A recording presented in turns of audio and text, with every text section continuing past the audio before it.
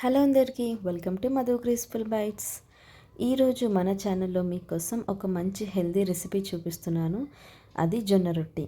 జొన్న రొట్టె మనకి చాలా హెల్దీ కదండి. దీంట్లో మనకి ఫైబర్ ఎక్కువగా ఉంటుంది, ప్రోటీన్ ఎక్కువ ఉంటుంది, అలాగే దీంట్లో ఎనర్జీ లెవెల్స్ కూడా ఎక్కువ ఉంటాయి. ఇది మన డైట్లో ఉండాలి అనుకుంటే మాత్రం మీరు తప్పకుండా ఈ జొన్న రొట్టెలు మీరు చేసుకోవాలి. ఇలాంటి టేస్టీ అయిన జొన్న రొట్టెలు ఎలా ప్రిపేర్ చేయాలో చాలా సింపుల్ ప్రాసెస్లో ఇక్కడ నేను చూపిస్తున్నాను. మీరు తప్పకుండా ట్రై చేయండి.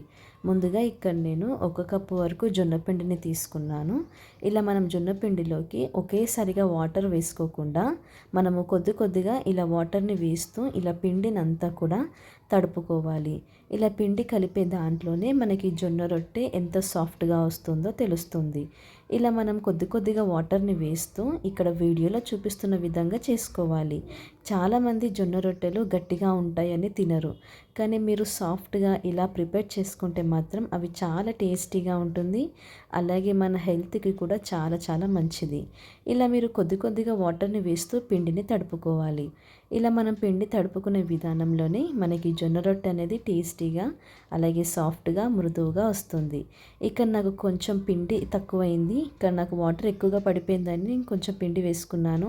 ఇలా మీకు ఎక్కువగా వాటర్ పడిపోతే ఇలా మీరు పొడి పిండి వేసుకొని పిండిని ప్రిపేర్ చేసేసుకోవచ్చు. ఇక్కడ అంతా కూడా మనం ఈక్వల్గా ఇట్లా స్ప్రెడ్ చేసుకుంటూ ఇక్కడ మనము జొన్న రొట్టెలు ప్రిపేర్ చేసుకోవాలి. ఒకేసారిగా చేయగానే రావండి. మనము డైలీ మాత్రం చేస్తే మీకు ఖచ్చితంగా ఆ జొన్న రొట్టె చేయడం మాత్రం వచ్చేస్తుంది. ఇక్కడ వీడియోలో చూపిస్తున్న విధంగా మన 2 చేతులతోటి కూడా ఇలా మనము స్ప్రెడ్ చేసుకొని నీట్గా ఈ జొన్న రొట్టెని చేసుకోవాలి. ఇప్పుడు మనం ఇలా చేసుకున్న తర్వాత ఇక్కడ వీడియోలో చూపిస్తున్న విధంగా మన చేతులను తడి చేసుకుంటూ ఇలా కొద్దిగా పిండిని తీసుకొని ముందుగా మనము ఒక రొట్టెని ప్రిపేర్ చేసుకోవాలి. ఇక్కడ నేను తీసుకున్న 1 కప్పు పిండికి నాకు 2 జొన్న రొట్టెలు అయితే వస్తాయి. ఇక్కడ నేను ఇలా మనము పొడిపిండిని వేసుకొని మనం చపాతీలు ఏ విధంగా అయితే పొడిపిండి వేసుకొని చేస్తామో దీంట్లో జొన్న రొట్టెలో ఎక్కువగా పొడిపిండి వాడుకోవాలి. అప్పుడే మనకి జొన్న రొట్టెలు ఇక్కడ మంచిగా వస్తాయి. ఇలా మనం ఈక్వల్గా ఇలా వీడియోలో చూపిస్తున్న విధంగా అన్ని వైపులు కూడా ఈక్వల్గా మనం స్ప్రెడ్ చేసుకోవాలి.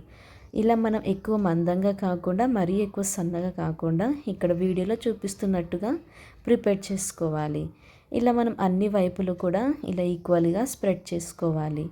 ఇలా మనం పొడిపిండి యూస్ చేస్తూ మన చేతులకి పొడిపిండి అంటించుకుంటూ ఇలా మనం జొన్న పిండిని ప్రిపేర్ చేసుకోవాలి.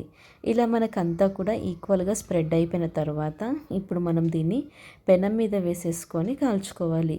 మనం హై ఫ్లేమ్లో పెట్టుకొని మాత్రమే ఈ జొన్న రొట్టెలు ప్రిపేర్ చేసుకోవాలండి. లో ఫ్లేమ్ కానీ మీడియం ఫ్లేమ్ కానీ అస్సలు పెట్టొద్దు. ఇలా మనం పిండిని రొట్టె ప్రిపేర్ చేసుకున్న తర్వాత ఇలా పెనం మీదకి వేసేసుకోవాలి. పెనం మనకి హీట్ ఎక్కువగా ఉండాలి, అప్పుడే జొన్న రొట్టె మనకి మంచిగా అన్ని వైపులు కూడా చక్కగా కాలుతుంది. ఇలా మనం జొన్న రొట్టె వేసి 1 నిమిషం అయిన తర్వాత ఇక్కడ వాటర్ని స్ప్రెడ్ చేసుకోవాలి. అంతా కూడా వాటర్ స్ప్రెడ్ చేసుకొని ఇంకో వైపు మనము ఇలా ఫ్లిప్ చేసేసుకోవాలి. ఒకే వైపు మనం వాటర్ పెట్టుకోవాలి, ఇంకోవైపు ఇలా మనకి మంచిగా కూడా రొట్టె అంతా కూడా ఈ విధంగా మంచి రంగు అనేది రావాలి.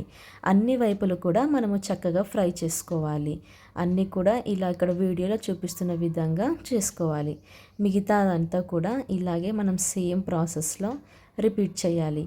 మీరు 2-3 సార్లు ప్రాక్టీస్ చేస్తే మాత్రం తప్పకుండా ఈ జొన్న రొట్టెలు చేయడం అనేది వస్తుంది. అదేవిధంగా మిగతా రొట్టెలన్నీ కూడా ప్రిపేర్ చేసుకోవాలి. ముఖ్యంగా మనం జొన్న రొట్టెలో హై ఫ్లేమ్ పెట్టుకొని మాత్రమే అన్ని వైపులో కూడా కాల్చుకోవాలి. అంతే అండి. దీన్ని వేడి వేడిగా సర్వ్ చేసుకుంటే మనకి చాలా టేస్టీగా ఉంటుంది. ఇది ఎక్కువ గట్టిగా అస్సలు ఉండదండి. ఇలా సాఫ్ట్గా ప్రిపేర్ చేస్తే మాత్రం జొన్న రొట్టెలు చాలా టేస్టీగా చాలా సాఫ్ట్గా ఉంటుంది. మీరు ఇదే ప్రాసెస్లో ట్రై చేయండి ఒక్కసారి. చూసారు కదా జొన్న రొట్టెలు ఎలా ప్రిపేర్ చేయాలో. మీరు కూడా తప్పకుండా ట్రై చేయండి. మీకు ఈ వీడియో నచ్చితే లైక్ చేసి షేర్ చేసి సబ్స్క్రైబ్ చేసుకోండి. Thank you for watching. Bye.